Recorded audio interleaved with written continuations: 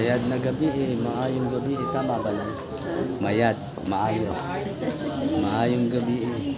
Taga ano ka na yun ha? Saan ka? Mindanao na yun?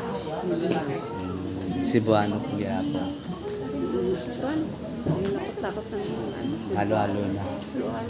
Si nanay. Sa Pakano. Nakasamba na kami ni nanay. Maayong gabi eh. Sa inyong tanan. Ingat kayo lagi. Mga kapatid. Nandito kami sa lokal na area. Si nanay. Kamusta dyan kayo? Sa lugar ni nanay. Saan ang lugar mo, nay?